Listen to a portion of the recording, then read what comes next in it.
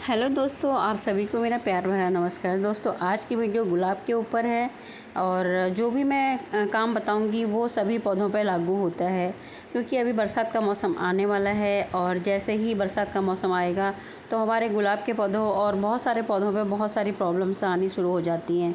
गुलाब के पौधे पर अगर ये काम अगर नहीं करते हैं ना, तो आपके जो गुलाब हैं उनमें कभी भी फ्लावरिंग नहीं होगी।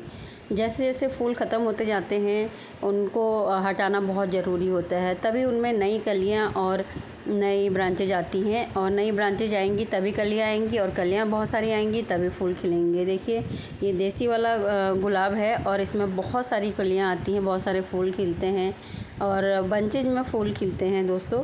तो इन्हीं गुलाब को आपको आने वाले बरसात के मौसम के लिए तैयार करना है, क्योंकि अभी जून लास्ट चल रहा है और जैसे ही मानसून का सीज़न शुरू होगा बहुत सारी बीमारियां और बहुत सारे मतलब जो परेशानियां होती हैं गुलाब के पौधों पे और कुछ जैसे गुड़हल के पौधों पे। ये सारे पौधे ऐसे हैं जिनमें परेशानियां आती ही रहती हैं, कीट पतंगे, कीड़े मकोड़े और फंगस का अटैक होता है। तो उसके लिए हमें क्या करना है, एक सिंपल सी खाद जो कि घरेलू खाद है उन्हीं को बताऊंगी। बहुत सारे लोग बोलते हैं कि जैसे गर्मियों में खाद नहीं देनी चाहिए, लेकिन गर्मियों में खाद नहीं देंगे तो हमारे पौधे की ग्रोथ कैसे होगी। थोड़ी बहुत खाद जैसे गुलाब और गुड़हल वगैरह जो हैं हैवी फिटर प्लांट हैं उनको तो खाद देना ही पड़ता है। तो आपको अगर वैसे हैवी खाद नहीं देनी है, जैसे वर्मी कंपोस्ट या गोबर की खाद नहीं देनी है, तो जो किचन वेस्ट वगैरह है वो देते रहना है और वो भी बहुत अच्छा फर्टिलाइज़र है। और जो भी हमारे ऑर्गेनिक फर्टिलाइज़र हैं वो देने हैं। अगर कोई पौधे में इस तरह से ब्रांचेस सूख गई हैं ना, तो उनको हटाना भी ज़रूरी है, जिससे कि आने वाले मौसम में बरसात के टाइम पे जो हैं वो कीड़े मकोड़े लग जाते हैं और ये जो है फिर जो है डेड होना शुरू हो जाती हैं। यहीं से आपके पौधों में फिर फंगस लग जाएगी धीरे धीरे और जो और ब्रांचेज हैं वो भी सूख जाएंगी। इसलिए जो भी सूखे पत्ते हैं और सूखी ब्रांचेज हैं उनको हटाते रहिए, इससे कोई भी फ़र्क नहीं पड़ेगा आपके गुलाब पे, क्योंकि गुलाब के पौधे जो अगर आपके मैच्योर हो गए हैं तो उनमें कोई भी प्रॉब्लम नहीं आती है और सूखी पत्तियां होती रहती हैं। ऐसे कोई टेंशन की बात नहीं है। जब पौधे नई पत्तियां डालते हैं ना तो पत्तियां सूखने लगती हैं पुरानी वाली, तो कोई टेंशन वाली बात नहीं। हमें लगता है हमारे गुलाब के पौधे या गुड़हल के पौधे के पत्तियाँ सूख रही हैं, तो ऐसा कुछ भी नहीं होता है। वो धीरे धीरे सूखती रहती हैं, नई पत्तियाँ आती हैं तो पुरानी पत्तियाँ झड़ती हैं। ये प्रकृति का नियम होता है। तो इसलिए जो भी सूखी ब्रांचेज हैं उनको हटा दीजिए और बहुत ज़्यादा प्रूनिंग आपको नहीं करनी है। और जैसे हार्ड प्रूनिंग होती है ना, वो नहीं करनी होती है और हल्की फुल्की गुड़ाई करते रहिए। आजकल क्या होता है, जैसे गर्मी का मौसम चल रहा है तो हम लोग अपने पौधों को पानी देते हैं, तो पानी जो अब नीचे तक चला जाता है तो जो चींटी होती है ना वो नीचे घुस जाती हैं, क्योंकि उनको ठंडक चाहिए होती है और वो नीचे घुस जाती हैं। अगर आप ऐसे लंबा गहराई में अगर आपकी अपने पौधे की गुड़ाई करेंगे तो आपको दिखेगा कि चींटियाँ बहुत सारी इकट्ठी हो गई हैं। और कभी कभी क्या होता है कि वो चींटियाँ निकलती नहीं हैं, धीरे धीरे आपके पौधे को नुकसान कर देती हैं, हमें पता भी नहीं चलता, हमारा पौधा सूखने लगता है। तो इसलिए अपने पौधे की जो मिट्टी है ना उसको ऊपर नीचे करते रहिए, गुड़ाई करते रहिए। और गुलाब के पौधे के लिए देखिए मिट्टी इस तरह की होनी चाहिए, इतनी बुरबुरी मिट्टी है ना बहुत ज़्यादा। और आपको ऐसी मिट्टी बनानी है जिसमें सैंड की मात्रा भी मिलानी है, गोबर की खाद भी मिलानी है और नॉर्मल गार्डन सॉइल भी मिलानी है। देखिए कैसे मिट्टी इधर से उधर हो जा रही है। अगर मिट्टी जो है बुरबुरी नहीं होती है ना तो उसमें पौधे सर्वाइव नहीं करते हैं, धीरे धीरे वो पहले लगते हैं लेकिन धीरे धीरे जो है वो सूखने लग जाते हैं। और ये जो है बुरबुरी मिट्टी हो रही है, इसलिए हो रही है कि इसमें सैंड की मात्रा भी मिली हुई है। और टाइम टू टाइम हम लोग अपने पौधे को खाद देते रहते हैं एसिटिक मिट्टी बनाने के लिए, तो वही कारण है कि ये मिट्टी काफ़ी अच्छी बन जाती है आपको अगर आप कुछ ना कुछ डालते रहते हैं गमले में, मिट्टी में। और तो आज की जो वीडियो है वो भी इसी पर है, क्या डालना चाहिए। सबसे पहले तो मैं दोनों पौधों में दिखा रही हूँ कि पौधों की अच्छे से गुड़ाई करनी है, गहरे से गुड़ाई करनी है, कहीं चींटियाँ लगी हों। क्या होगा कि अगर अभी चींटियाँ लग गई ना वो धीरे धीरे बरसात में निकलेंगी नहीं, और धीरे धीरे जो बरसात के टाइम पे जब चींटियाँ लग जाती हैं तो वो उसके साथ में फंगस भी लग जाएगी और ब्रांचेस सूखने लग जाएंगी धीरे धीरे नीचे से। हमें लगेगा कि क्या हो रहा है, पता भी नहीं चलेगा। तो उसके लिए मैंने क्या किया है कि नीम के पत्ते जो हैं वो लिए हैं, आप सुखा के इसका पाउडर भी बना सकते हैं। मैंने ऐसे ही लिया है। इससे क्या होगा कि जड़ें भी अभी सूखेंगी नहीं, क्योंकि अभी थोड़ी धूप है।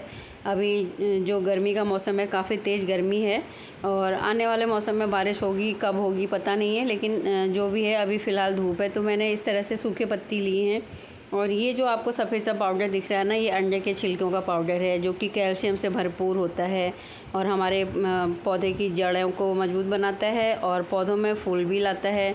और अगर आप अंडे नहीं खाते हैं तो उसका एक और सलूशन आपको बताती हूँ कि जो चॉक होती है, चॉक पाउडर होता है, उसका भी आप चूरा बना के इसमें डाल सकते हैं। जो लिखने वाली चॉक होती है ना, वो काफ़ी सस्ते रेट में आपको स्टेशनरी की दुकान पे मिल जाती है, तो उसको भी आप डाल सकते हैं। तो अगर अंडे खाते हैं तो काफ़ी अच्छी बात है, क्योंकि अंडे के छिलके बहुत ही ज़्यादा पौष्टिक होते हैं और डायरेक्टली हम उनको डालेंगे तो वो काफ़ी टाइम तक मिट्टी में नहीं मिल पाते हैं, डिकम्पोज़ नहीं होते हैं। तो पाउडर बनाने के बाद में वो बहुत जल्दी डिकम्पोज़ होने लगता है और हमारी मिट्टी में मिल जाता है। तो इससे क्या होगा, हमारे पौधों में कैल्शियम की जो कमी होती है वो पूरी हो जाएगी। तो अच्छे से गुड़ाई करने के बाद में इस पाउडर को आप डाल दीजिए और उसके बाद में चाय की पत्ती का जो मैंने लिया है, डायरेक्टली मैंने फ्रेश वाली चाय की पत्ती ली है। आप यूज़ वाली चाय की पत्ती को धोने के बाद में सुखा सकते हैं, उसका पाउडर भी बना सकते हैं। मैंने भी पाउडर बना के भी रखा है, लेकिन आज मैंने फ्रेश वाली चाय की पत्ती ली है। तो चाय की पत्ती डालने से पौधों में नाइट्रोजन की मात्रा भरपूर मात्रा में मिल जाती है और मिट्टी भी एसिटिक बनती है। गुलाब, गुलहड़ वगैरह जो पौधे होते हैं ना, उनको एसिटिक मिट्टी पसंद होती है। तो अभी हमें थोड़ी खाद अपने पौधे को देनी है, क्योंकि आने वाले टाइम में बरसात में जब हम खाद डालेंगे ना, तो हमारे पौधे में खाद की मात्रा जो है वो मिलती नहीं है, रुकती नहीं है, वो पानी के साथ में बह जाती है। तो अभी जितना भी हम खाद अपने पौधे में डालेंगे वो हमारे पौधे को बरसात के टाइम पे काम आएगी, क्योंकि उससे जो है हमारी मिट्टी अच्छी बनी रहेगी और जड़ें, फल, फूल, इसमें सभी कुछ आएंगे। उसके बाद से मैं ना ऊपर से जो है नीम के पत्तों को डाल दे रही हूँ। जैसे नीम के पत्ते, चींटियाँ लगी हुई है इसमें, तो चींटियाँ भी ख़त्म हो जाएंगी। जैसे जैसे बरसात के आने तक ये जो है चींटियाँ ख़त्म हो जाएंगी, क्योंकि जो नीम की पत्ती होती है फंगीसाइड का, पेस्टिसाइड का काम करती है। आपके पास अगर आप पाउडर बना सकते हैं तो पाउडर भी डाल सकते हैं और पानी में भिगाने के बाद में भी इसको डाल सकते हैं, इसका पानी। लेकिन मैंने डायरेक्टली डाल दिया है, जिससे कि काफ़ी दिन तक ना इसकी खुशबू पौधों में आती रहेगी और चिड़ियाँ और जो कीड़े मकोड़े हैं वो दूर हो जाएंगे। दोस्तों, आप भी इस तरह से डायरेक्टली भी डाल सकते हैं और जो है इसका पाउडर बना के भी डाल सकते हैं। देखिए, मैंने इस तरह से दबा दूँगी तो ये धीरे धीरे कंपोस्ट में बदलता रहेगा और जो हमारी मिट्टी है वो भी अच्छी बनती जाएगी और पैदावार इससे नीम के पत्ते डालने से पैदावार भी अच्छी होती है अगर आप खेती में इस्तेमाल करते हैं। और अगर पौधों में, जैसे मैं गुलाब के पौधे में कर रही हूँ, तो मतलब फूल, कलियाँ अच्छी आएंगी, जड़ों मजबूत बनती हैं और मिट्टी में कोई भी फंगस वगैरह होती है और जो कीटनाशक होते हैं और वो सब हट जाएंगे और जो हम लोग और खरपतवार भी जो है ना वो कम उगती है इस तरह से। अब मैं दूसरे पौधे में कर रही हूँ, ये भी गुलाब का ही पौधा है। देखिए, अगर मैंने जैसे इसकी जड़ों को मैंने थोड़ा सा गहराई तक खोदा ना, उसमें चींटियाँ निकलने लगी। तो यही रीज़न है कि मैं आज जो है नीम के पत्ते डाल रही हूँ इसके अंदर। तो इस तरह से आप भी बरसात आने से पहले इस तरह की तैयारी कर सकते हैं। और इस टाइम पर अगर आप पौधों में कोई भी खाद देते हैं ना, वो अच्छे चलेंगे आपके पौधे बरसात में, क्योंकि जैसे मैंने बताया कि बरसात के टाइम में पौधों में अगर हम खाद डालते हैं तो वो पानी के साथ में बह जाती है। अगर आपके पौधे बाहर रखें, मतलब जब बरसात होती है ना, पौधों को बाहर रखना भी ज़रूरी होता है, क्योंकि बरसात का पानी भी उनके लिए बहुत ज़रूरी होता है। और ये गुलाब, गुलहड़ वगैरह जो भी पौधे हैं ना, इनको तो हम बाहर ही रखते हैं बारिश के पानी में। तो जब भी हम खाद देते हैं तो वो जो खाद होती है वो बह जाती है। और अगर आपके यहाँ लगातार बारिश नहीं होती है बरसात में, तब आप कोई भी खाद दे सकते हैं। और क्योंकि बारिश का तो कुछ कह नहीं सकते कि कब हो जाएगी और कब नहीं होगी, तो इसलिए इस टाइम पर हम अपने पौधों में अच्छे से तैयारी कर लेते हैं। यहाँ पर आप देख सकते हैं कि इसी गमले में जो है वो गुलदाउदी का पौधा भी लगा हुआ है। दोस्तों, ये चौथा जो है आप देख रहे हैं, मैंने बाल्टी में भर के रखा हुआ है। ये है दाल और चावल का पानी, जो कि हमारे पौधों के लिए बहुत ही ज़्यादा पौष्टिक होता है। जब भी हम दाल चावल को धोते हैं या सब्जियों को धोते हैं, उसके पानी को स्टोर कर लेना चाहिए, क्योंकि एक तो जो हमारे घर में है पानी की कमी अगर गर्मियों में रहती है, तो वो पानी की कमी भी जो हम दूर हो जाती है। जैसे हम पौधों में डालने के लिए अलग से पानी की ज़रूरत नहीं पड़ती है।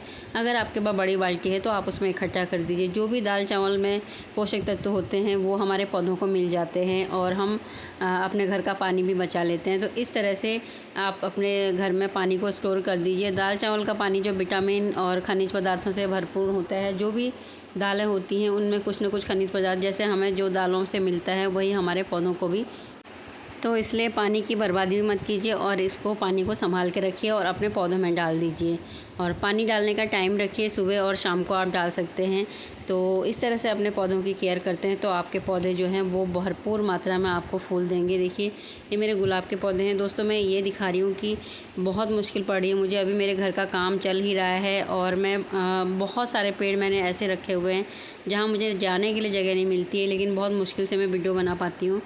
यहाँ पर ये जो गुलाब रखे हुए हैं ना, ये 2 गुलाब एक में लगे हुए हैं, तो मैं सोच रही हूँ जो भी बच गई खाद ना तो इनमें भी डाल दूँ, लेकिन मुझे जाने के लिए जगह नहीं मिल रही है क्योंकि अभी घर में वाइट वॉश का काम चल रहा है तो सारे पौधों को हटा के एक साइड में रखना पड़ रहा है। तो ये देखिए इस तरह से एक में 2 लगे हुए हैं। और जो ऑरेंज वाला फूल मैंने दिखाया उसका गमला ये है, काफ़ी बड़ा गमला है और इसमें भी मैं थोड़ा सा डाल दूँगी।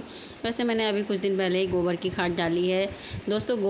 गोबर की खाद जो है मैं हमेशा डालती रहती हूँ क्योंकि जो गुलाब और गुलहड़ वगैरह पौधे हैं ना, जैसे टिकोमा वगैरह हैं, तो ये सब काफ़ी हैवी बिटर हैं। मैं आपको ये दिखा रही हूँ कि देखिए घर का काम चल रहा है, वाइट वॉश वगैरह चल रहा है, तो मैंने सारे पौधों को ना इकट्ठे करके रखा हुआ है। तो जो बची हुई खाद है तो मैं अपने इन पौधों में डाल देती हूँ। तो टिकोमा वगैरह भी जो है हैवी फिटर प्लांट हैं, इनमें भी जो है फूल हमेशा खिलते रहते हैं।